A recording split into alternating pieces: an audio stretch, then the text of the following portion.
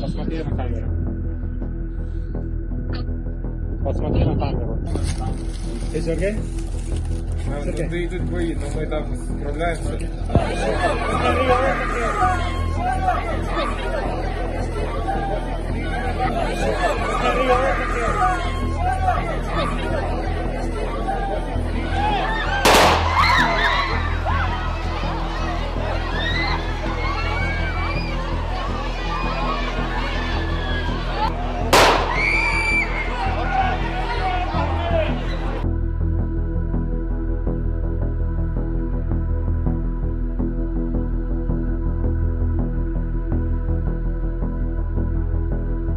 В операции было задействовано более 200 российских вертолетов.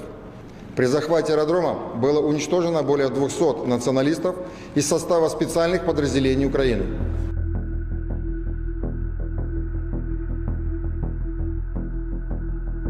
Еще раз обращаюсь к военнослужащим вооруженных сил Украины.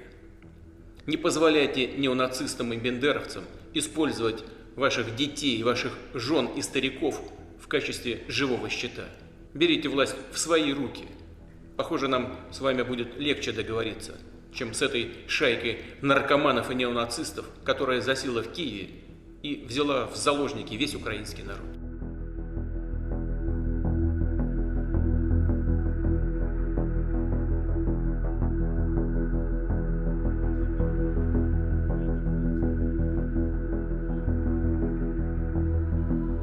Прем'єр-міністр Шмигаль тут, Подоляк тут, президент тут. Всі ми тут, наші військові тут, громадяни суспільства тут, всі ми тут. Захищаємо нашу незалежність, нашу державу. І так буде й далі. Слава нашим захисникам, слава нашим захисницям. Слава Україні! Героям слава!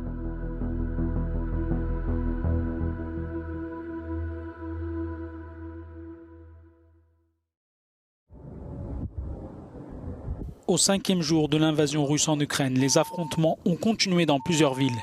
Les forces russes ont violemment bombardé ce lundi Kharkiv, la deuxième ville du pays. Selon les autorités régionales, 11 civils ont perdu la vie lors de l'assaut de l'armée russe. Selon Kiev, la capitale ukrainienne reste l'objectif principal des forces russes. Terrée la nuit, la population de Kiev sort le jour, notamment pour trouver des vivres. Ici, la queue s'est allongée rapidement devant un magasin d'alimentation, mais il est de plus en plus difficile de trouver de quoi se nourrir. Il ne reste vraiment plus rien. Nous avons réussi à entrer dans un supermarché, mais il n'y avait ni du pain, ni du lait, ni des œufs. Il ne restait que de l'eau et des bonbons. Les négociations entre la Russie et l'Ukraine ont commencé ce lundi au Bélarus. Un deuxième round des pourparlers est déjà prévu, mais la date n'a pas été communiquée. Pour Kiev, la question clé est un cessez-le-feu immédiat et le retrait des troupes russes du territoire ukrainien. Le président Emmanuel Macron a échangé ce lundi avec son homologue russe Vladimir Poutine. Le dirigeant russe a exigé la reconnaissance de la Crimée comme territoire russe, la dénazification du gouvernement ukrainien et un statut neutre de Kiev. Du côté ukrainien, le président Volodymyr Zelensky a officiellement formulé une demande d'adhésion de l'Ukraine à l'Union européenne. Choquée par la brutalité de l'assaut de Moscou, la Suisse a déclaré lundi reprendre l'intégralité des sanctions économiques de l'Union européenne contre la Russie. La neutralité, ce n'est pas l'indifférence, a déclaré le président de la Confédération suisse.